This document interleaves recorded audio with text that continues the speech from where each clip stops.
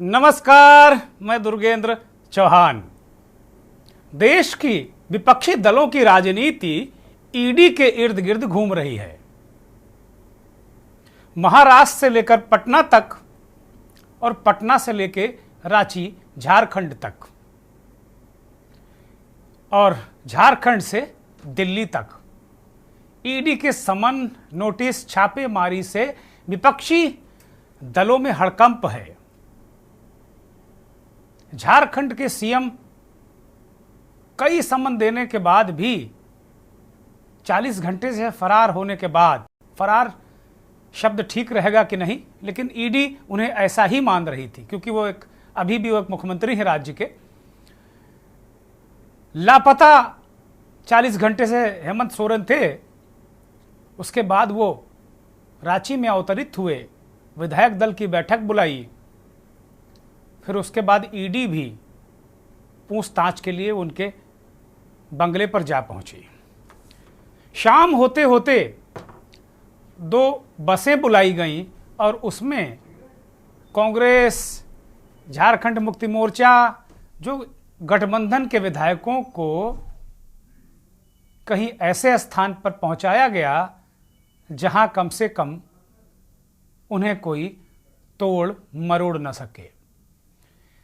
हेमंत सोरेन को डर है कि उनकी सरकार गिराई जा सकती है। पहले भी इस तरह की कोशिशें हो चुकी हैं, लेकिन सरकार को लेकर तो उनके घर में ही मार मची है।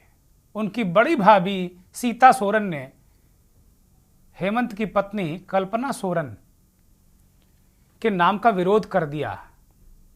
एक विकल्प दिया था हेमंत सोरेन ने कि अगर ईडी उन्हें जेल भेजती है तो उनकी पत्नी कल्पना सोरेन के बारे में क्या राय है विधायकों की, अगर उनको मुख्यमंत्री की कुर्सी दी जा सकती है। ठीक वैसे ही जैसे लालू प्रसाद यादव ने जेल जाने से पहले राबड़ी देवी को चीफ मिनिस्टर बना दिया था, तो उसी तरीके का खड़ाऊ राज हेमंत सोरेन भी चाहते हैं। लेकिन परिवार में खींचतान के बाद दल में भी कसमसाहट है। इन सबके बीच देर शाम हेमंत सोरेन ने ईडी अधिकारियों के खिलाफ अनुसूचित जाति एवं जनजाति निवारण अधिनियम के तहत एफआईआर करा दी।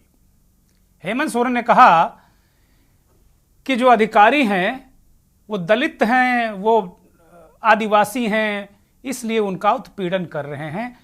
पूछताछ के दौरान उनसे जाति सूचक शब्दों का इस्तेमाल किया गया, उन्हें प्रताड़ित किया गया, टॉर्चर किया गया। इसी तरीके के आरोप कल तेजस्वी यादव की पार्टी के लोगों ने लगाए थे कि तेजस्वी को भी ईडी टॉर्चर कर रही है, लालू को 9 घंटे तक टॉर्चर करती रही।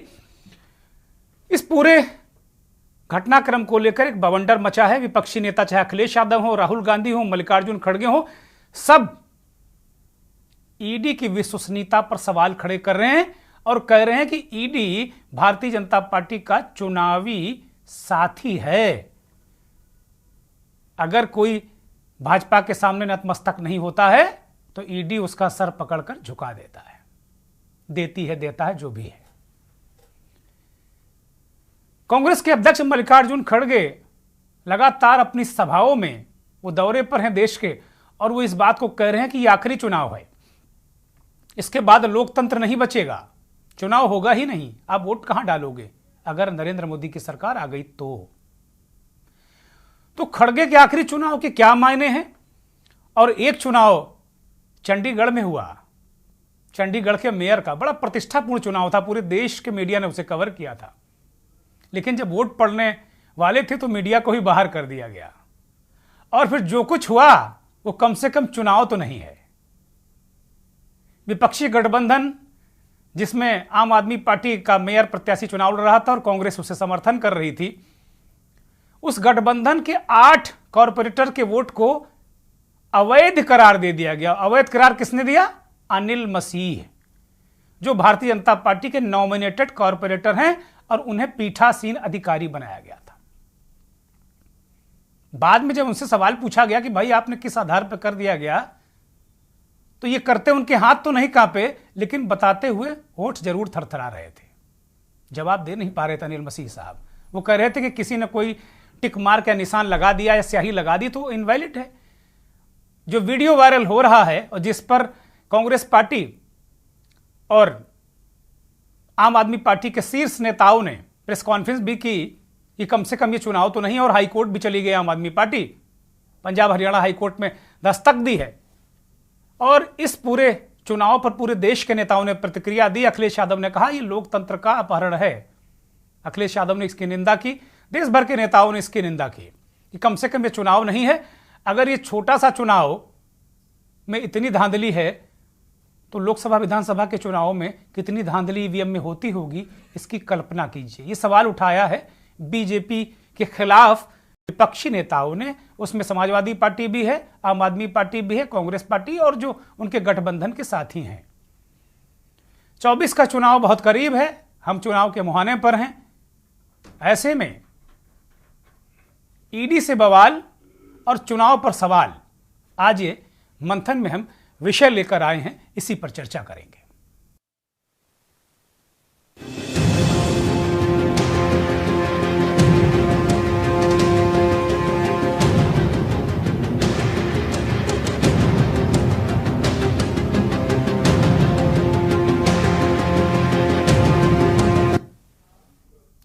अब बारी बारी से पहले खड़गे साहब को सुन लेते हैं कि उन्होंने इसे आखिरी चुनाव क्यों कहा, क्या परिप्रेक्ष्य था उनका ये कहने का और क्या उनका मकसद था, क्या वो बताना और जताना चाहते थे। उसके बाद केजरीवाल और उनकी पार्टी के नेता राघव चड्ढा, उन्होंने क्या कहा, यह भी बड़ा महत्वपूर्ण, और केजरीवाल को भी सम्मान दे दिया है। मुझे ऐसा लगता है कि जिस तरीके से हेमंत सोरेन को कई समन देने के बाद उनके यहां दिल्ली आवास पर छापेमारी, 35-36 लाख रुपया बरामद, उनकी BMW कार जब्त, 4-5 जगह और छापेमारी, ऐसा ही कुछ मुझे लगता है केजरीवाल के खिलाफ भी अगले कुछ घंटों में होने जा रहा है। एक एक को नोटिस देना, डराना, धमकाना, उसकी दोस्ती अगर नहीं छोड़ेंगे फिर हम देख लेंगे। डर के कोई दोस्ती छोड़ रहा है, कोई पार्टी छोड़ रहा है, कोई गठबंधन छोड़ रहा है। अरे इतने डरपोक लोग अगर रहे तो क्या यह मुल्क बचेगा? क्या यह संविधान बचेगा? क्या यह डेमोक्रेसी बचेगी? इसीलिए यह आखिरी चांस है आपको वोट देने का। इसके बाद कोई वोट नहीं देगा, क्योंकि ये पुतिन, रशियन पुतिन का जो प्रेसिडेंट इलेक्शन होता ना, वैसा ही होते चले जाएंगे।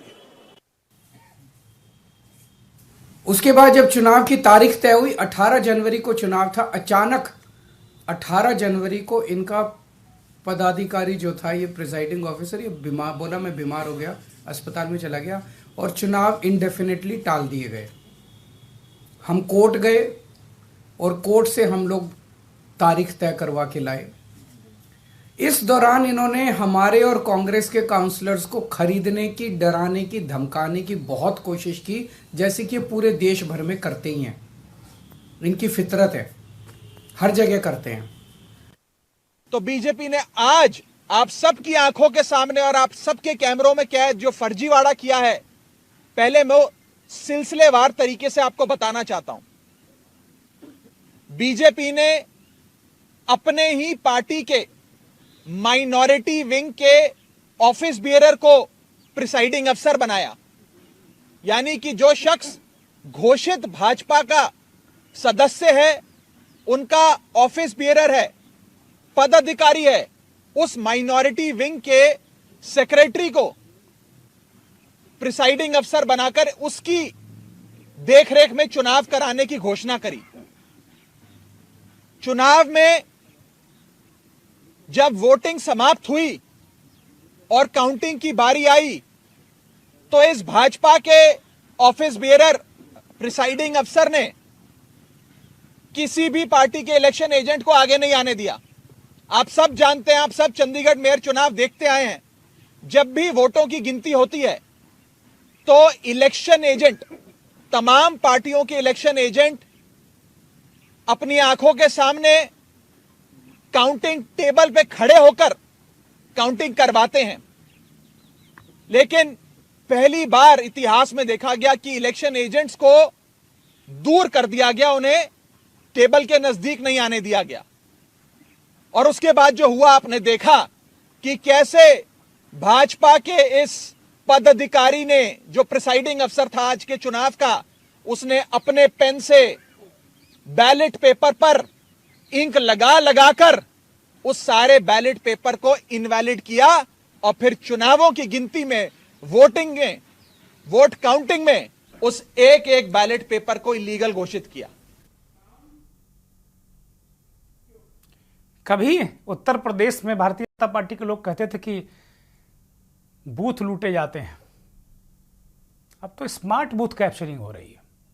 चंडीगढ़ का तो यही दिख रहा है कि जिस तरीके से इंक लगाकर वोटों को इनवैलिड किया गया, इसको लेकर अगर सवाल उठ रहा है कि क्या चुनाव अब होंगे या क्या ये चुनाव है, और बहुत सारे लोगों ने इस पर सवाल उठाया कि क्या ये चुनाव है, तो सवाल तो उठेगा क्योंकि ये चुनाव तो नहीं है। इस पूरे घटनाक्रम पर और देश की राजनीति किस ओर जा रही है, इस पर एक रिपोर्ट आप देख लीजिए, फिर चर्चा करेंगे।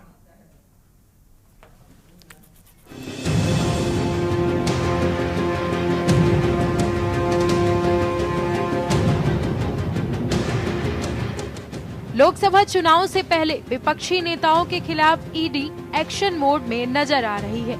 कई नेताओं से पूछताछ चल रही है। विपक्ष का आरोप है कि जैसे चुनाव नजदीक आता है तो ईडी अपने काम पर लग जाती है। विरोधी दलों का आरोप है कि केंद्र सरकार लोकसभा चुनाव के मद्देनजर जांच एजेंसियों का दुरुपयोग कर विरोधियों को निशाना बना रही है।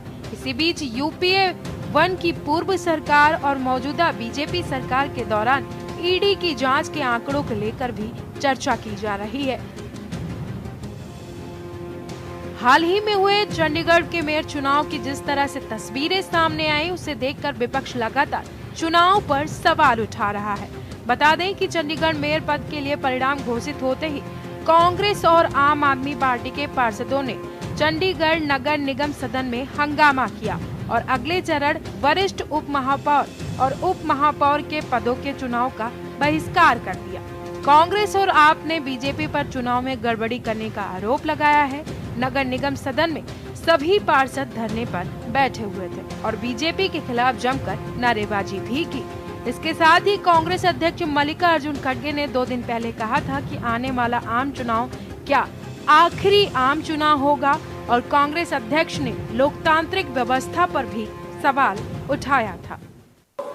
एक एक को नोटिस देना, डराना, धमकाना, उसकी दोस्ती अगर नहीं छोड़ेंगे फिर हम देख लेंगे। डर के कोई दोस्ती छोड़ रहा है, कोई पार्टी छोड़ रहा है, कोई गठबंधन छोड़ रहा है। अरे इतने डरपोक लोग अगर रहे तो क्या यह मुल्क बचेगा? क्या यह संविधान बचेगा? क्या यह डेमोक्रेसी बचेगी? इसीलिए ये आखिरी चांस है आपको वोट देने का। इसके बाद कोई वोट नहीं देगा, क्योंकि ये पुतिन, रशियन पुतिन का जो प्रेसिडेंट इलेक्शन होता ना, वैसा ही होते चले जाएंगे। वहीं अगर बात करें बिहार झारखंड में चल रहे ईडी के एक्शन की, तो ईडी लगातार हेमंत सोरेन को समन जारी कर रही है और गिरफ्तारी के भी आसार दिखाई दे रहे हैं। लालू परिवार से भी ईडी पूछताछ कर चुकी है। इसी बीच अब हेमंत सोरेन ने लालू वाला दांव चलने का पूरा प्लान बना लिया है, या फिर यूं कह ले कि अब हेमंत भी खड़ाऊ की राजनीति करने के लिए तैयार है। इसके साथ ही आम आदमी पार्टी के संयोजक केजरीवाल को भी अब ईडी ने समन जारी कर दिया है और पूछताछ के लिए उनको तलब किया है। लगातार हो रहे ईडी के एक्शन को देखते हुए विपक्षी दल बस यही कह रहा है कि आम चुनाव से पहले ईडी काम पर लगी हुई है। इसके साथ ही विपक्ष का कहना है कि ईडी के जरिए सत्ता पक्ष विपक्ष को दबाने की कोशिश कर रहा है।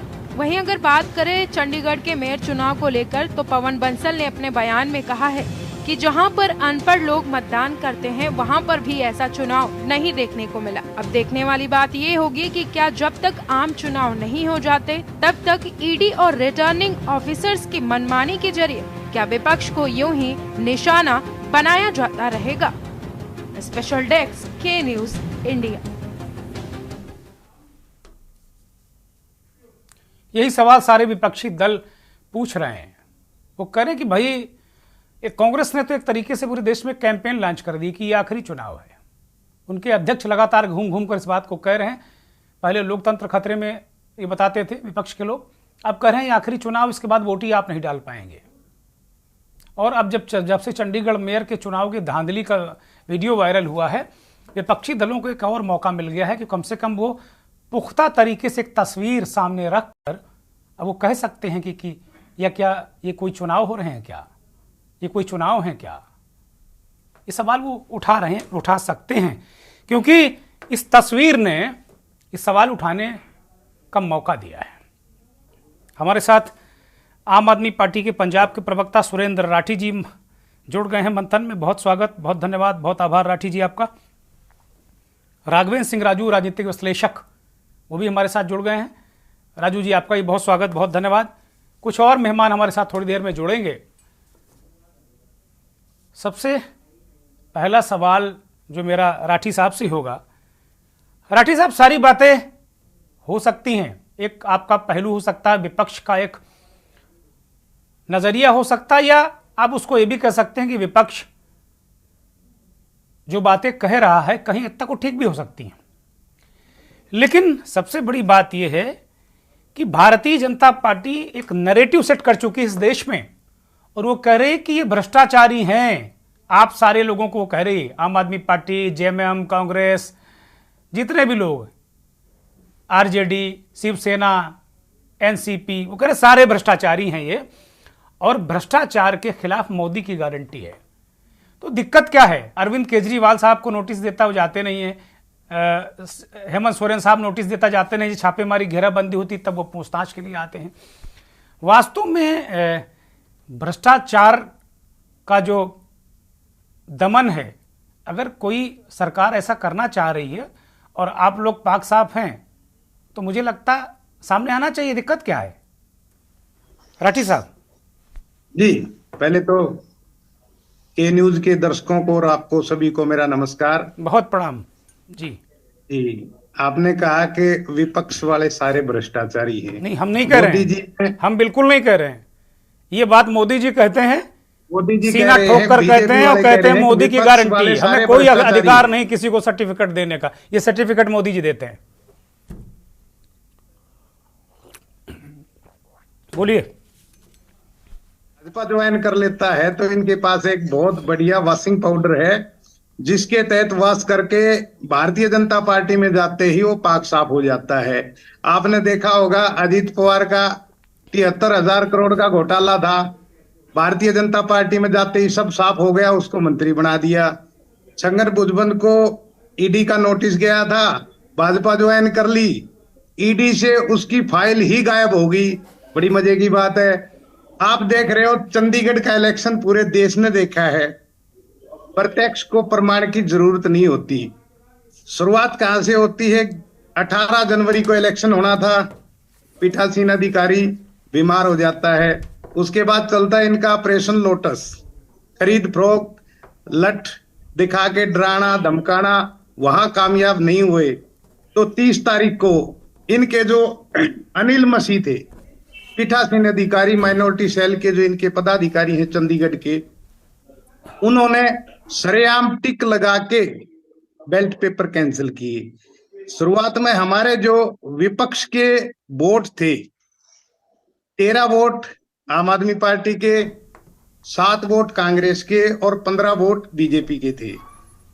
साफ दिख रहा था कि हमारा मेयर बनेगा, लेकिन इन्होंने शुरुआत में जो बैलेट पेपर दिए, हमारे और कांग्रेस के 11 पार्षदों ने बैलेट पेपर चेंज करवाए, उन पे निशान लगे हुए थे। प्लान ए इनका फेल हो गया तो प्लान बी चालू कर दिया।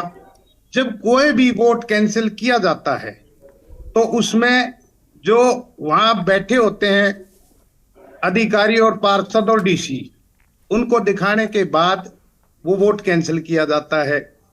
कैमरे की नजर में पकड़ में आगे सरेआम निशान लगा रहे हैं, लोकतंत्र की हत्या कर रहे हैं। ये पहली बार देखने को मिला है कि 20 वोट में से 8 वोट विपक्ष के कैंसिल हो गए। 40% वोट पहली बार कैंसिल हुए। भारतीय जनता पार्टी का एक भी वोट कैंसिल नहीं हुआ। इसका मतलब ये दिखाना चाह रहे हैं कि हमारे पार्षदों को वोट डालनी नहीं आती या भाजपा के सारे पाक साफ हैं।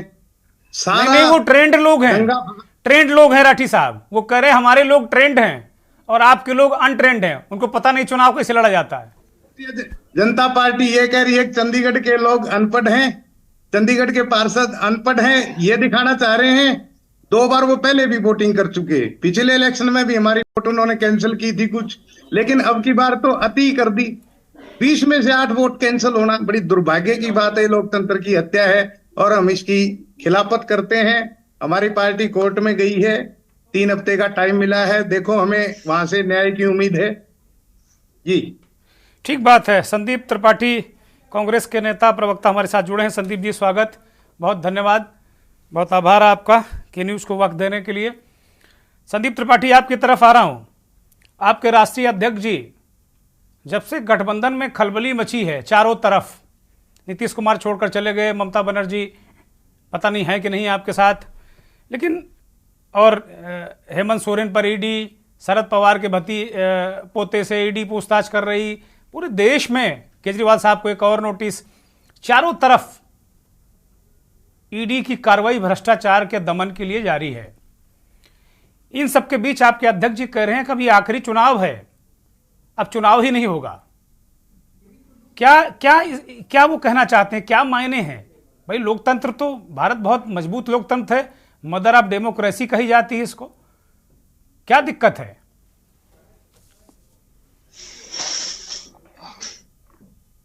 संदीप त्रिपाठी अनम्यूट करिए।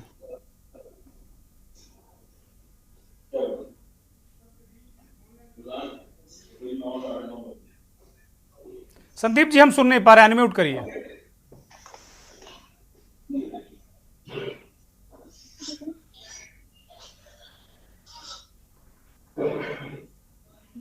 बोलिए।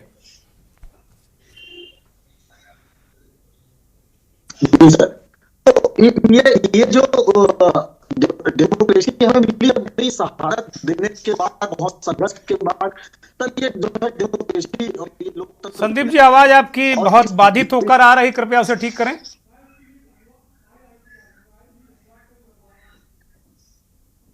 मैं इस बीच अभी संदीप जी की आवाज ठीक की जाए। और मुझे एक और हमारे साथ मेहमान भारतीय जनता पार्टी के नेता प्रदीप शर्मा पंजाब से जुड़ गए हैं, प्रवक्ता हैं। बहुत स्वागत, बहुत धन्यवाद, बहुत आभार आपका। शर्मा जी, जिस तरीके से चुनाव कराए हैं आप लोग और जिस तरीके से वीडियो पूरे देश में वायरल हो रहे हैं, चारों तरफ, एक तरफ ईडी को लेकर हाहाकार है, विपक्ष परेशान है कि भाई ईडी का राजनीतिक दुरुपयोग हो रहा है, दूसरी तरफ इस तरह के चुनाव और कांग्रेस के अध्यक्ष कह रहे हैं कि आखिरी चुनाव है। कैसे लोकतंत्र की रक्षा होगी भाई शर्मा जी? जी बहुत बहुत धन्यवाद आपका जी। मुझे ना एक बात समझ में नहीं आ रही है कि जो भ्रष्टाचारी जितने भी हैं वो ईडी की दुहाई दे रहे हैं।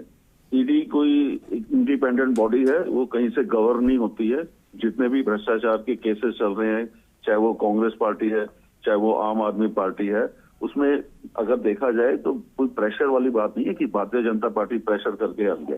इनके जितने भी ये केसेस चल रहे हैं, उनके सबके अगेंस्ट पर्याप्त सबूत है, ठीक है जी, और वो प्रूव हो रहे हैं, कोर्ट में भी प्रूव हो रहे हैं और वैसे भी है। अगर किसी को है तो वो कोर्ट है, सारा न्यायाधीश है।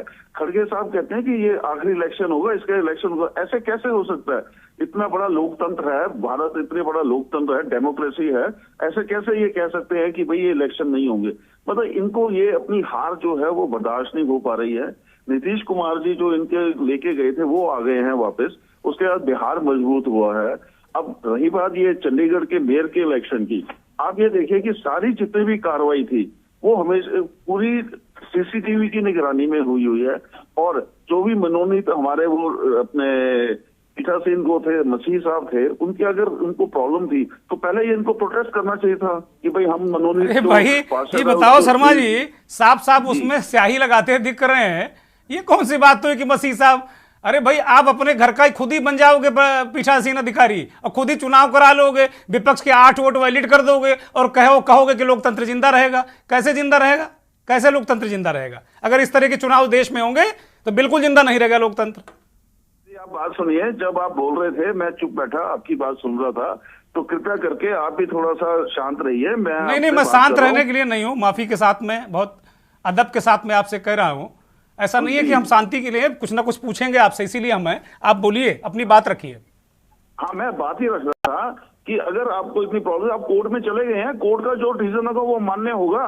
और उस टाइम जब मसीह साहब थे या कुछ था, और अगर ये होना कि भाई सीसीटीवी कैमरे की निगरानी में हुए, सारा हिंदुस्तान देख रहा था कि क्या देखा है, सारे हिंदुस्तान ने, वही तो मैं कह रहा हूं। फिर आप कहोगे टोक रहे हैं, सारे हिंदुस्तान ने देखा है, वो वीडियो वायरल है। हाँ, तो उसमें क्या हो गया? उसमें आपको हार का समझ में नहीं आ रही है कि हमारी हार क्यों है? क्योंकि इंडिया गठबंधन जो है ना जी, उसको हम गठबंधन नहीं, थोड़ा ठगबंधन टाइप बोलेंगे उसको। अरे ठगबंधन बोलने से थोड़ी, ये जो शर्मा जी, ये जो कृत्य किया अनिल मसीह साहब ने, आपके ठगबंधन बोलने से उसका पाप धुल जाएगा क्या? ये बताओ आप। इतने केस चल रहे हैं भ्रष्टाचार के, क्या उसमें अगर ये कोई प्रेशर से थोड़ी ना चल रहे हैं, उनके सबूत है। नहीं, मैं मानता हूं पूरा विपक्ष भ्रष्टाचारी, मैं सहमत हूं आपकी बात से, मोदी जी की गारंटी से मैं सहमत हूं, वो ठीक कर रहे हैं, भ्रष्टाचारी हैं, ठीक बात। लेकिन ऐसे अगर चुनाव कराओगे तो खड़गे तो कहेंगे आखिरी चुनाव है। अगर ऐसे चुनाव, एक छोटी सी जगह का चुनाव अगर ऐसे होगा तो फिर देश का चुनाव कैसे होगा? वो लोग सवाल उठा रहे हैं, ठीक उठा रहे हैं, इसका मतलब। अभी आपने देखा ना राजस्थान, मध्य प्रदेश और छत्तीसगढ़ में क्या हुआ है, वहां पे भी तो बहुत बड़े दावे कर रहे थे कि ये हो जाएगा, वो हो जाएगा, फिर अब भारतीय जनता पार्टी की सरकार बनी है। इसका मतलब लोगों का जो मैंडेट वो भारतीय जनता पार्टी के कह रहे हैं, ऐसे ही सरकार आप लोग बनाते हो, वो भारतीय जनता पार्टी के साथ में है। चलिए मैं एक ब्रेक पर जा रहा हूं शर्मा जी, आप बने रहिए हमारे साथ। मैं एक ब्रेक पर जा रहा हूं, ब्रेक से लौटूंगा तो संदीप त्रिपाठी कांग्रेस के नेता उंगली उठा रहे हैं, वो कह रहे हैं कि भाई ऐसे लोकतंत्र कैसे बचेगा? इनके राष्ट्रीय अध्यक्ष जी यही सवाल उठा रहे हैं। ब्रेक से लौट आए हैं, एक बीच एक और खबर अभी भी मिली है, खबर अभी अंजाम तक पहुंचने वाली है। यह खबर आई है कि झारखंड के चीफ मिनिस्टर हेमंत सोरेन राज्यपाल के से मिलने गए हैं। कयासबाजी ये है कि वो इस्तीफा दे सकते हैं और उनकी पार्टी के चंपई सोरेन, पत्नी और भाभी की बजाय ये तीसरा नाम आया है, चंपई सोरेन, वो चीफ मिनिस्टर हो सकते हैं, ऐसी खबरें हैं। जैसे ही ये सारी चीज़ें स्पष्ट होंगी हम दर्शकों को अपडेट करेंगे। सीधे मेहमानों की इस्तीफा दे दिया, हमारे सहयोगी बता रहे हैं कि इस्तीफा दे दिया है झारखंड के मुख्यमंत्री हेमंत सोरेन ने इस्तीफा दे दिया। इस वक्त की सबसे बड़ी खबर, मुख्यमंत्री हेमंत सोरेन ने इस्तीफा दे दिया है, राज्यपाल को इस्तीफा दे दिया है। थोड़ी देर पहले वो पहुंचे थे, सत्ता पक्ष के सभी विधायक राजभवन पहुंचे हैं, राज्यपाल के सामने शायद परेड जैसी स्थिति है। विधायक दल के नेता के रूप में चंपई सोरेन को चुना है विधायकों ने, और ये पत्र भी दिया है कि चंपई सोरेन विधायक दल के नेता चुने गए हैं।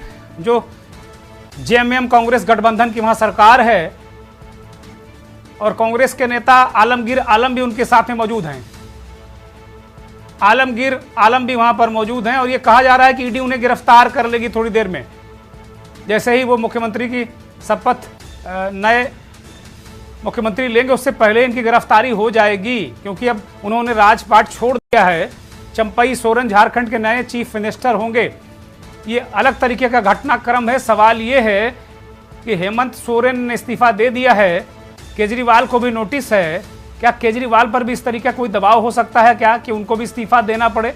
ये भी एक सवाल खड़ा हो रहा है, क्योंकि लगातार ईडी को लेकर हेमंत सोरेन बयान दे रहे थे और उन्होंने ईडी अधिकारियों के खिलाफ एफआईआर भी कराई है कि उन्होंने उनका जातिगत, जो जाति सूचक शब्दों का प्रयोग करके उनका अपमान किया है। एससी एसटी एक्ट के तहत ईडी अधिकारियों के खिलाफ उन्होंने एक एफआईआर भी दर्ज कराई है। इस वक्त की बड़ी राजनीतिक खबर, हेमंत सोरेन ने झारखंड के चीफ मिनिस्टर के पद से इस्तीफा दे दिया है। राज्यपाल को उन्होंने इस्तीफा सौंप दिया है। खबर यह है कि थोड़ी देर में उनकी गिरफ्तारी भी हो सकती है। निश्चित तौर पर यह संकट है जेएमएम कांग्रेस सरकार को लेकर वहां, और ईडी की कार्रवाई में लगभग ये ऐसा लग रहा है हेमंत सोरेन को उनकी गिरफ्तारी हो जाएगी। और खबरें भी हैं कि हेमंत सोरेन थोड़ी देर में गिरफ्तार भी हो सकते हैं। ये बड़ी खबर इस वक्त की, बड़ी और बेहद अहम खबर, जो 4-5 दिन से लुका छिपी का खेल चल रहा था ईडी और हेमंत सोरेन के बीच में, उसका पटाक्षेप होता नजर आ रहा है। कांग्रेस जेएमएम विधायक दल के नेता के रूप में चंपई सोरेन को चुन लिया गया है और वो मुख्यमंत्री होंगे। झारखंड के अगले मुख्यमंत्री चंपई सोरेन होंगे। विश्वास पात्र बताए जाते हैं हेमंत सोरेन के। हेमंत सोरेन चाहते थे कि उनकी पत्नी कल्पना सोरेन मुख्यमंत्री बने, लेकिन उनकी बड़ी भाभी सीता सोरेन ने इसमें अड़ंगा डाल दिया और उन्होंने अपना दावा कर दिया था कि बड़ी बहू होने के नाते मुख्यमंत्री की कुर्सी पर उनका दावा है, और हेमंत सोरेन ऐसा नहीं कर पाए। चंपई सोरेन को उन्हें कुर्सी सौंपनी पड़ रही है। इस वक्त देश की राजनीति की बड़ी और अहम खबर हम आपको बता रहे हैं।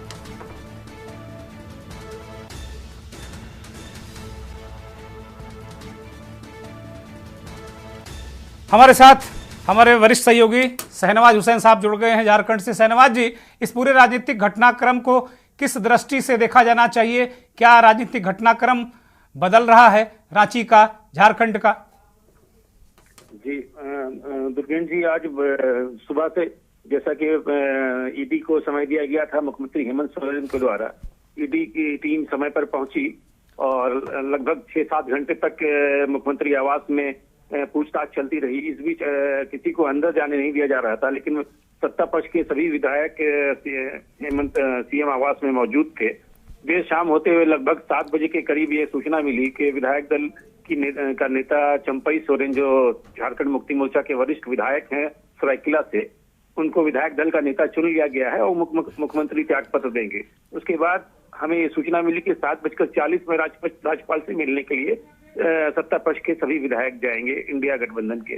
उसके बाद वो दोबारा एक सूचना आई कि 7:40 नहीं बल्कि ये लगभग 9 बजे के आसपास राजभवन पहुंचेंगे। और अभी हेमंत सोरेन राजभवन पहुंच चुके हैं। ये कहा जा रहा है कि अब अंदर वो त्याग पत्र देंगे और खबर आ गई है शहनवाज जी, खबर आ गई कि इस्तीफा दे दिया है उन्होंने, खबर आ गई है। हाँ, वो त्याग पत्र दिया है उन्होंने और चंपई सोरेन को मुख्यमंत्री चुना जाए। चंपई सोरेन के बारे में जरा कुछ बताइए, क्या वो सोरेन परिवार से हैं? सोरेन परिवार से रिश्ता है? क्योंकि सरनेम सोरेन लगा हुआ है, तो कहीं ना कहीं क्या शिबू सोरेन या उनके परिवार से कोई इनका रिश्ता है क्या? क्योंकि कल्पना सोरेन को चीफ मिनिस्टर बनाना चाहते थे, सीता सोरेन ने विरोध किया, बहुत सारे लोग सहमत नहीं थे। आलमगीर आलम के बारे में कहा जा रहा था कि वो भी इस बात से बहुत सहमत नहीं थे। झारखंड मुक्ति मोर्चा के सबसे सीनियर कहा जाए तो सबसे सीनियर विधायक हैं और ये झारखंड टाइगर के नाम से पहचान इनकी अपनी बनी थी झारखंड आंदोलन के समय में। ये गुरु जी मतलब जो कहा जाता है हमारे झारखंड मुक्ति मोर्चा के जो सुप्रीमो है शिबू सोरेन के साथ इन्होंने आंदोलन किया और शिबू सोरेन के बहुत ही करीबी रहे हैं और लगातार शिबू सोरेन के मंत्रिमंडल में भी और अर्जुन मुंडा के मंत्रिमंडल में भी और रघुवर दास के मंत्रिमंडल में भी ये मंत्री रहे हैं। सरायकेला से विधायक हैं और लगातार अब तक जब से झामुमो का गठन हुआ है लगातार ये विधायक बनते आए हैं कि अब केवल एक ही बार ये चुनाव हारे हैं और काफी शांत स्वभाव के माने जाते हैं। और सबसे मेन ये है कि जेएमएम के सबसे बड़ा सवाल शहनवाज भाई कि क्या चंपई सोरेन तो नहीं किसी मामले में फंसे हुए हैं कि कल ईडी इनकी गर्दन पकड़े? कहीं कोई इन पर कोई पाकसाफ पूरी तरीके से है, कोई आरोप इन पर भी है?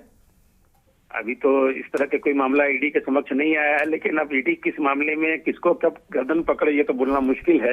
लेकिन अभी तक चंपई सोरेन के ऊपर में इस तरह का कोई मामला नहीं आया है जिसको लेकर के ये कहा जाए। और अब ये देखना ये रहेगा कि पूरा कैरेक्टर सर्टिफिकेट देखा गया होगा, कम से कम उनको चीफ मिनिस्टर बनाने से पहले देखा गया होगा कि ऐसा नहीं कि कल फिर एक और संकट आ जाए पार्टी के सामने। अभी हेमंत सोरेन के बारे में क्या खबर? ईडी उन्हें गिरफ्तार कर रही है क्या?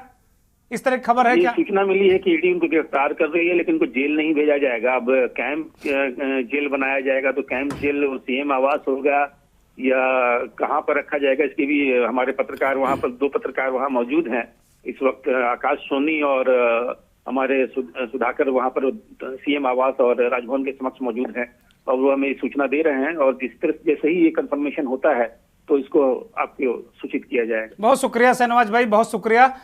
आकाश और अन्य जो साथी हैं उनसे भी हम संपर्क साधेंगे। वापस अपने चर्चा में आते हैं, मंथन में जिसकी हम चर्चा ही कर रहे थे।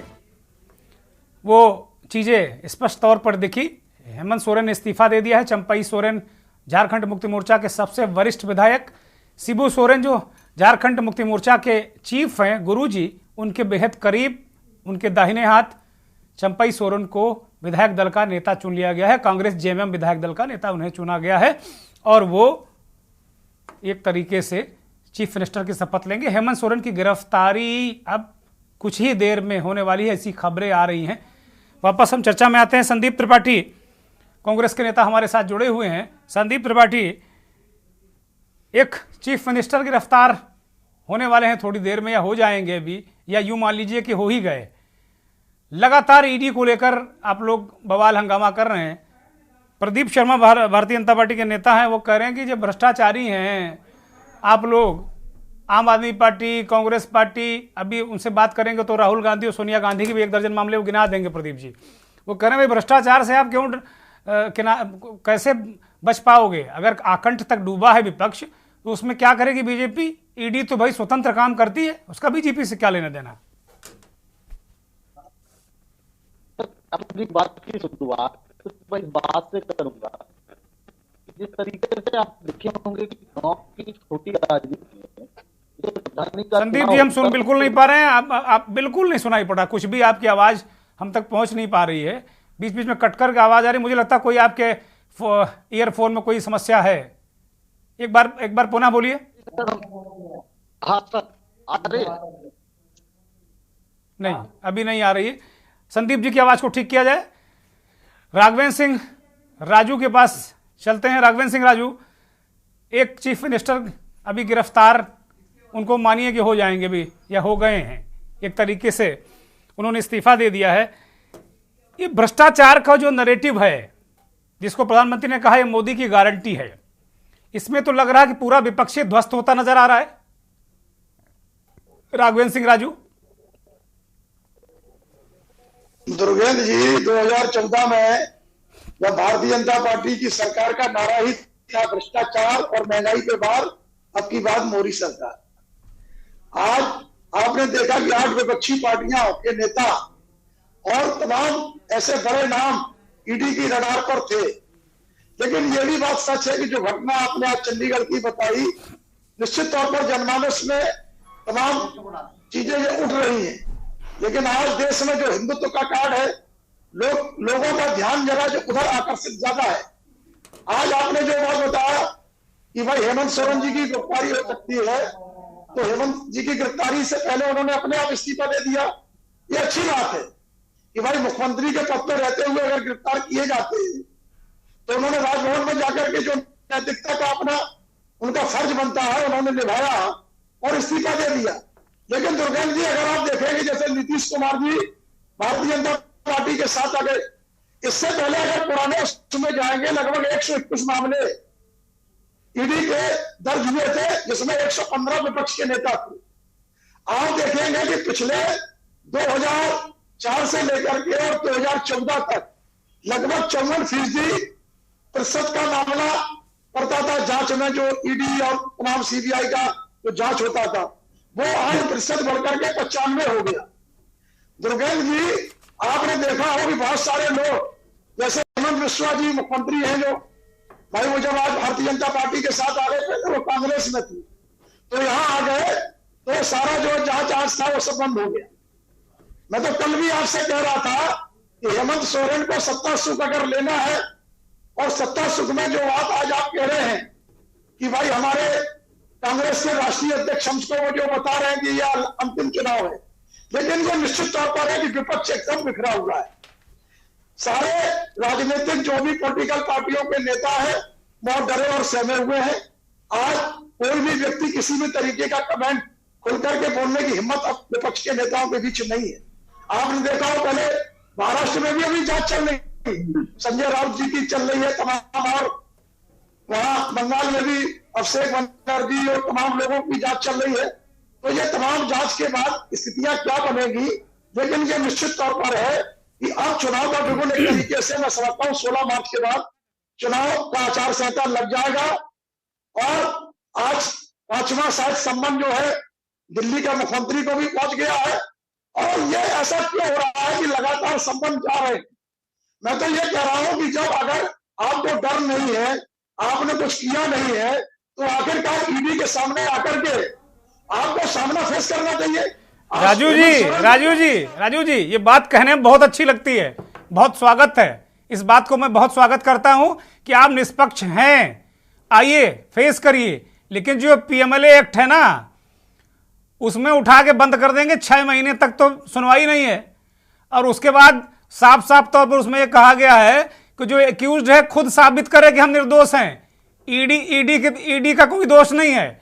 दिक्कत यही है कि 6 महीना तक, 10 महीना तक, 1 साल तक जेल में रहें, जमानत के पर सुनवाई ही नहीं होगी, करोगे क्या आप? इसलिए ये जान बचा रहे हैं सब पूरे विपक्षी नेता इधर से उधर। जो भ्रष्टाचार होगा वो अपनी जगह है। मैं कोई सर्टिफिकेट नहीं दे रहा किसी नेता को कि कोई भ्रष्टाचारी है, ईमानदार है। दिक्कत है जो एक्ट में बदलाव हुआ है ना, वो एक्ट बड़ा खतरनाक हो गया है, जैसा लोग बता रहे हैं। राजू जी, दुर्गेंद्र जी आप देख रहे हैं कि जो अभी हमारे विपक्ष के नेता आपके सामने ही बात कर रहे थे कि जब वॉशिंग मशीन सामने है, जब नारायण राणे जी, हेमंत बिस्वा, तमाम लोग जो है इसमें आए और वो जांच संपन्न हो गई। आज वो अपना सत्ता का सुख ले रहे हैं। नीतीश कुमार जी ने तुरंत देखी, जो महागठबंधन के सबसे बड़े संयोजक बनकर के सामने आ रहे थे। तो ये राजनीति में अलग अलग अब जो दौर चल गया है, एक बार इमरजेंसी का भी आप बताओ देखिए दुर्गेंद्र जी। तो आज जो स्थितियां चल रही है, उन स्थितियों पर आज लोकतंत्र में जो लोग हैं, अब कहां तक न्यायपालिका पर भी आप, न्यायपालिका में जो आप जा रहे हैं उनमें क्या आंकड़े देंगे? ईडी में जो स्थितियां चल रही है, ईडी ने तो समझ लीजिए 5,906 मामले दर्ज किए 31 जनवरी 2023 तक। नहीं, चंडीगढ़ को लेकर तमाम विपक्षी नेताओं ने न्यायपालिका, सुप्रीम कोर्ट से भी गुहार की, चुनाव आयोग से भी गुहार की कि भैया इस तरह का चुनाव अगर होगा तो भैया कोई देश में कोई चुनाव नहीं लड़ पाएगा। राघवेंद्र जी, आपको शायद ध्यान हो 2007 में माननीय मुलायम सिंह यादव जी उस समय मुख्य थे, तो उनके खिलाफ भी आज से अधिक संपत्ति के मामले आए थे। माननीय हमारी बहन मायावती जी के भी खिलाफ आए थे। तमाम मामले आओ, सब तमाम मामले मतलब दुरुपयोग संदीप त्रिपाठी की पार्टी भी पहले से करती रही। इसका मतलब जो आपका कहना यह है कि संदीप त्रिपाठी मतलब कांग्रेसी थोड़ा करते रहे, अब उनके साथ हो रहा है तो वो दिक्कत में है। संदीप त्रिपाठी बोलिए, अब आपकी आवाज आ गई। बहुत सारे सवाल और बहुत सारे जवाब आपको देने हैं, बोलिए। परंपरा राजनीति में जो परंपरा का दौर शुरू हुआ, वो परंपरा का दौर आज 54% से 95% पहुंच गया। तो ये निश्चित तौर पर है कि आज न्यायपालिका के सामने जो आप सामने देख रहे हैं स्थितियां। ठीक है राघवेंद्र जी, मैं लौटूंगा। संदीप त्रिपाठी की तरफ रुख करता हूं। काफी देर से उनका ऑडियो ठीक नहीं था, मुझे बताया गया कि उनका ऑडियो ठीक हो गया। संदीप त्रिपाठी, ओवरऑल जो परिस्थितियां हैं, आपके नेता कह रहे हैं कि अब आखिरी चुनाव है, हेमंत सोरेन अभी गिरफ्तार हो ही गए हैं, या मानिए उन्होंने इस्तीफा दे दिया है, केजरीवाल साहब के लिए नोटिस है, और मुझे जो दिख रहा है निकट भविष्य में हेमंत सोरेन जैसा ही हश्र केजरीवाल साहब का भी होने जा रहा है। कैसे लड़ोगे? कैसे खड़ा होगा विपक्ष? विपक्ष तो तार है, ध्वस्त हो गया। जनता से बड़ा विपक्ष चौहान जी कोई होता नहीं है। आज विपक्ष के रूप में जनता खड़ी हुई है, और जनता जब विपक्ष के रूप में खड़ी हो जाती है तो बड़े से बड़े तानाशाह इस देश में नहीं पूरे विश्व का इतिहास अगर आप देखेंगे तो वो खत्म हुए हैं। अब आप खड़गे जी की बात कर रहे हैं कि खड़गे जी बार बार ये कह रहे हैं कि ये लास्ट चुनाव होगा, तो इसके पीछे तर्क और तथ्य दोनों हैं। तथ्य ये है कि जिस तरीके से अभी चंडीगढ़ का मसला देख लीजिए, इसके अलावा जब सुप्रीम कोर्ट ने एक निर्देश दिया कि चुनाव आयुक्त की नियुक्ति में जो है सुप्रीम कोर्ट का जज, मुख्य न्यायाधीश, विपक्ष का नेता और प्रधानमंत्री मोदी जी होंगे, उस आदेश के खिलाफ संसद में कानून कौन बनाया? आपको क्या डर था? क्या आपको मुख्य न्यायाधीश में शंका थी? क्या उनसे डर था, या क्या वजह थी कि आपने कानून बनाकर उनको बाहर करने का काम किया? पहली चीज। दूसरी चीज आप समझिए, आज भारतीय जनता पार्टी के लोग विपक्ष जो है भ्रष्टाचार का आरोप लगाते हैं। मैं सिर्फ चौहान जी इतना जानना चाहता हूं कि 2G घोटाले का आरोप लगाकर ये सत्ता में आ गए।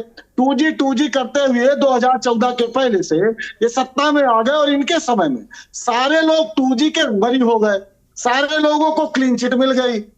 आप बताइए, अगर ये भ्रष्टाचार से लड़ने वाले लोग हैं या ये मानते हैं कि भ्रष्टाचार उस समय हुआ था, तो क्या इन्होंने देश से क्षमा मांगी? क्या इन्होंने गलती मानी कि हमने 2014 के पहले जो आरोप लगाए थे वो झूठ थे, हम उससे आपसे क्षमा मांगते हैं? यहाँ तक कि आज भी हमारे चौथी पास राजा जी उस आरोप को आज भी आरोप लगाते हैं, 2G की बात करते हैं। मतलब जो मुख्य न्यायाधीश सुप्रीम कोर्ट से जो मामला खत्म हो गया, जिसमें सारे लोग बरी हो गए, हमारे देश का प्रधानमंत्री आज भी 2G की बात करता है।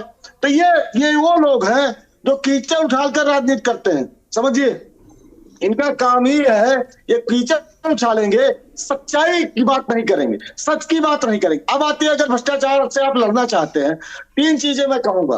कांग्रेस ने एक भ्रष्टाचार से लड़ने के लिए ITI कानून लेके आई, जिसमें 10 रुपए लगाकर एक गांव का व्यक्ति प्रधानमंत्री तक की जानकारी ले ले। आज उसमें ITI के बहुत सारे आयुक्तों के पद खाली हैं। आप समझिए, बहुत सारे निदेशक के पद खाली हैं। जिलों की हाल यह है कि कोई RTI आज जो है जिलों में आप चले जाइए, 3 महीने का उसमें टाइम होता है, वो कोई नियम ही नहीं रह गया। तो आप भ्रष्टाचार से लड़ने की बात करते हैं। भ्रष्टाचार से आप लड़ने के लिए क्या किया भाषण के अलावा? और अगर कांग्रेस चोर है, आप ये कहते हैं या कहते हैं कि विपक्ष चोर है, तो आप आरोप मत लगाइए, चुनाव के समय ED की कार्रवाई मत करिए। एक व्यक्ति का नाम बताइए पूरे विपक्ष में, एक व्यक्ति का जिसको आपने सजा करा दी हो भ्रष्टाचार के आरोप में 10 साल के शासन में। आज भी आप गाना वही 2014 के पहले का टेप रिकॉर्डर बजाकर सोचते हैं कि जनता गुमराह हो जाएगी, नहीं होगी। आज जनता को दिख रहा है कि अजीत पवार को आप चोर कहते थे, आज आपके साथ है। नीतीश को इन्हीं सम्राट चौधरी ने क्या कहा था अभी कुछ दिन पहले? अभी आप अरविंद केजरीवाल जी की चर्चा किए, सम्राट चौधरी ने कहा कि 10,000 करोड़ रुपए जो है शराब का, अवैध शराब के कारोबार का नीतीश कुमार जी के पास जाता है। नीतीश कुमार जी डर गए, वो डर गए। डर इसलिए गए कि अगर मनीष सिसोदिया जेल जा सकता है तो अरविंद केजरीवाल जी का नंबर लगा हुआ है। और एक सम्राट चौधरी जो कि इस समय तानाशाही का जो है जज है, बिहार में उसकी नियुक्ति हुई है, तानाशाही जो कोर्ट का जज, उसने बोल दिया तो सत्य है, हमें जेल जाना पड़ सकता है। वो डर गए, वो सत्ता जो है केंद्र की सत्ता के साथ चले गए। आज जो डरेगा नहीं, जो जनता के साथ खड़ा होगा, वो इनसे आंख में आंख मिलाकर सवाल पूछेगा, ए लुटेरो बताओ, अगर आप भ्रष्टाचार से लड़ने वाले हो तो एक नाम बताओ जिसको आपने सजा करा दी हो। आप ये बताओ लुटेरो, ये अडानी को सारी संपत्ति कैसे देश की लूटी जा रही है? ये बताओ, या जितने एयरपोर्ट जा रहे हैं वो अडानी को कैसे जा रहे हैं? ये बताओ, जितने देश के बंदरगाह जा रहे हैं सब जो है अडानी को कैसे जा रहे हैं? ये सवाल पूछने होंगे, ये सवाल पूछे जाएंगे, विपक्ष पूछता रहेगा। राहुल गांधी वो शेर है, चाहे आप जितने डराएंगे। आप बताइए, राहुल गांधी से इन्होंने 72 घंटे लगातार पूछताछ की थी, क्या निकला? आप आज भी उसको खत्म ना करके, एक बार कोर्ट ने उसको खत्म किया, फिर से आपने उसको ओपन किया। आप चाहते हैं कि आप फंसा कर रखे, आप दबा कर रखे, सब आपके मुट्ठी में रहे, तो ये तानाशाह महाराज नहीं हो पाएगा। और एक बात और आपके चैनल पर बहुत बड़ी बात कर देता हूं जी, इस देश में सत्ता पक्ष का जो भी सांसद अगर मोदी जी के खिलाफ आवाज उठाया है तो उसकी अननेचुरल डेथ हुई है। मैं उदाहरण दे देता हूं, गोपीनाथ मुंडे संदिग्ध मृत्यु कैसे हुई है बताने की जरूरत नहीं है। आपके उसी दिल्ली में एक कैबिनेट मिनिस्टर के साथ कितने स्कॉट चलते हैं बताने की जरूरत नहीं, हो जाती है। और मैं बताता हूं सर, मनोहर पर्रिकर जी ने राफेल की फाइल के बारे में सिर्फ इतना सर, एक रिक्वेस्ट है, बोलिए जी। मनोहर पर्रिकर जी ने सिर्फ इतना बोला था कि आज भी राफेल की फाइल हमारे अलमारी में रखी हुई है। वो इतना हट्टा कट्टा आदमी, वो मोसाद की कौन सी तकनीक का इस्तेमाल होता है कि वो व्यक्ति 1 साल के अंदर मर जाता है। आप सुषमा स्वराज को देख लीजिए, अरुण जेटली को देख लीजिए, जितने भी राजदार थे उनकी मृत्यु अननेचुरल डेथ या संदिग्ध परिस्थितियों में हो जाती है, ये पता नहीं चल पाता। और एक बात, आज सिर्फ सुब्रमण्यम स्वामी एक ऐसे नेता हैं जो बचे हुए हैं। सत्यपाल मलिक जिन्होंने जो है इन पर ये आरोप लगाया कि आप जो है पुलवामा आपने आपकी गलतियों की वजह से हुआ, और ये हमने उस समय सत्ता में रहते हुए आपसे बोला था। आज आप बता दीजिए उनके साथ इन्होंने क्या नहीं किया, उनका बंगला छीन लिया, आप दिल्ली में किराए के मकान पर रह रहे हैं। तो ये सत्ता हिटलर शाही तरीके से जिस तरीके से चला रहे हैं, ठीक है, उसमें यही तथ्य है कि जो संदीप जी यही बात कह रहे हैं कि अगर यही चलता रहा तो जाहिर सी बात है कि आने वाले समय में चुनाव नहीं होंगे। ठीक है राठी साहब, तो हेमंत सोरेन की गिरफ्तारी से तो अब मुझे लगता है कि आपकी पार्टी को भी थोड़ा सा आगे का प्लान तैयार करना पड़ेगा। आपको भी तय करना पड़ेगा कि अगला चीफ मिनिस्टर कौन होगा, क्योंकि स्थितियां गंभीर हैं। केजरीवाल साहब और हेमंत सोरेन का लगभग केस एक ही तरीके का दिख रहा है। बोलिए। चाहूंगा कि भारतीय जनता पार्टी जो है ना, भ्रष्टाचार झूठी पार्टी है और इसको घबराहट सिर्फ केजरीवाल से है। पहली बार हमारी दिल्ली में 67 सीट आई, भारतीय जनता पार्टी के 3 एमएलए स्कूटर पे बैठ के आते थे। दूसरी बार इनके 8 एमएलए आए, दिल्ली में वैन में बैठ के आते हैं। पंजाब के अंदर हमारे 92 एमएलए जीत के बम्पर जीत हासिल की है। भारतीय जनता पार्टी को ये पता है कि आम आदमी पार्टी जहां पे सत्ता में एक बार काबिज होगी तो उसको हटाना मुश्किल ही नहीं, नामुमकिन है। इसीलिए इन्होंने आज जो मुद्दा चंडीगढ़ का था, इन्होंने 8 वोट हमारे सरेआम कैंसिल किए हैं। पूरे हिंदुस्तानी, पूरे विश्व ने देखे हैं। माननीय मोदी जी ये कहते थे कि हवाई चप्पल पे चलने वाले को मैं हवाई जहाज की यात्रा कराऊंगा, उन्होंने तो कराई नहीं। लेकिन हमारे पंजाब इंडिया भेज दिया, अब तो अब तो ये सुरेंद्र राठी अब तो वो चुनाव तो छोड़ो, अब केजरीवाल साहब को कैसे बचाओगे, ये तैयारी करो। बाई एयर तीर्थ यात्रा कराऊंगा। मोदी जी ने तेल बेच दी, सेल बेच दी, रेल बेच दी, पोस्ट ऑफिस बेच दिया, एयरपोर्ट बेच दिए। बेहतरीन होता चाय ही बेच लेते, देश को ना बेचें। इनको सबसे ज्यादा। चलिए मैं रोक रहा हूं सुरेंद्र राठी। हमारे साथ हमारे सहयोगी आकाश सोनी, झारखंड के राजभवन, रांची में जो राजभवन है झारखंड का, वहां उसके सामने खड़े हुए हैं। आकाश सोनी, क्या गतिविधि है, क्या खबर आ रही है? हेमंत सोरेन ने इस्तीफा दे दिया है, ऐसी खबरें मीडिया में आम हो चुकी हैं। क्या उनकी गिरफ्तारी भी थोड़ी देर में हो जाएगी या हो गई है, क्या जानकारी है आकाश सोनी? लगभग 6 घंटे की पूछताछ के बाद मुख्यमंत्री हेमंत सोरेन को ईडी ने अपनी हिरासत में लिया था, जिसके बाद मुख्यमंत्री हेमंत सोरेन राजभवन पहुंचे और राजभवन पहुंचकर वहां अपना इस्तीफा राज्यपाल को सौंपा। सत्ता पक्ष जितने विधायक थे वो पहले से ही मुख्यमंत्री आवास पे मौजूद थे। इसके बाद सत्ता पक्ष का विधायक चंपई सोरेन को चुना गया। चंपई सोरेन के साथ सभी विधायक राजभवन के लिए निकले और राजभवन पहुंचे। राजभवन पहुंचने के बाद अभी जो प्रयास लगाया जा रहा है, जरा दिखाइए वहां का दृश्य दिखाइए। आकाश सोनी जरा दृश्य दिखाइए, क्या गहमा गमी है, और जरा बताइए, क्योंकि आप कह रहे हैं उनको हिरासत में लिया गया, तो क्या हेमंत सोरेन को गिरफ्तार मान लिया जाए? क्या कोई ऑफिशियल जानकारी है कि उनकी गिरफ्तारी हो गई है, या वो गिरफ्तारी से पहले वो गए हैं, इस्तीफा देकर आए हैं?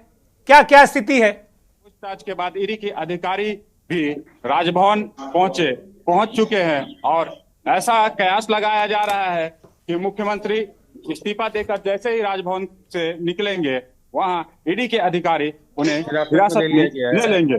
आप साफ तौर पे हिरासत में हो गए हैं, हिरासत में ले लिया गया है। आकाश, ईडी ने हिरासत में ले लिया है।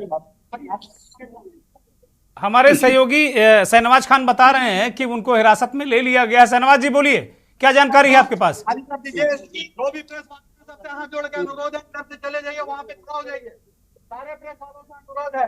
दुर्भाग्य है देश का, इमरजेंसी से भी गंभीर स्थिति पैदा हो गई है देश में। अभी ईडी की ओर से सूचना मिली है और राज्यसभा सांसद है महुआ माझी, उन्होंने ये जानकारी दी है कि हेमंत सोरेन को कस्टडी में ईडी ने लिया है, हिरासत में ले लिया। आकाश सोनी और जो सहयोगी हमारे जुड़े हों, बारी बारी से जानकारी दीजिए, वहां राजभवन का क्या दृश्य है? अभी हेमंत सोरेन कितनी देर में निकलने वाले हैं, निकले हैं, नहीं निकले हैं, क्या जानकारी है?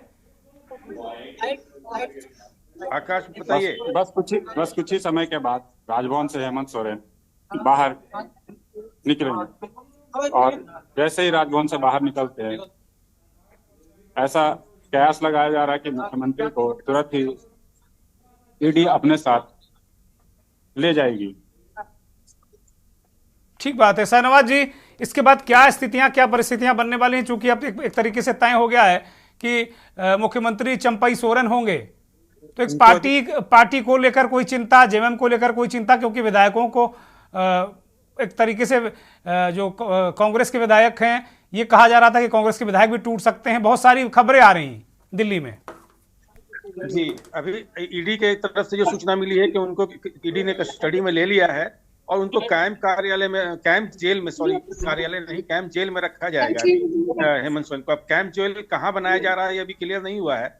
और जैसा कि आप देख रहे हैं कि हमारे संवाददाता आकाश सोनी वहाँ राजभवन के समक्ष मौजूद हैं और वहां से अभी विधायक जो सत्ता पक्ष के हैं वो नहीं निकले हैं। हेमंत सोरेन और सत्ता पक्ष के सभी विधायक राजभवन में मौजूद हैं। राज्यपाल क्या देखना यह है कि नेता विधायक दल जब चंपई सोरेन को चुना गया है तो राज्यपाल की ओर से अब इस पर क्या निर्णय होता है, सबकी अभी निगाह राज्यपाल के निर्णय पर है। क्या राज्यपाल इसको स्वीकार करते हैं या फिर इसको लेकर के? नहीं शाहनवाज जी, कोई कारण ही नहीं है, कोई कारण ही नहीं है कि इस्तीफा ना स्वीकार करें। अगर कोई मुख्यमंत्री इस्तीफा दे रहा है तो स्वीकार तो मुझे लगता है करेंगे ही वो, लेकिन उसके बाद जेएमएम की स्थिति क्या होगी, कांग्रेस के विधायकों के टूटने की जो खबरें आ रही, क्या चंपई सोरेन सकुशल शपथ ले पाएंगे, क्या सरकार उनकी कायम हो पाएगी, क्या ये सवाल है बहुत सारे।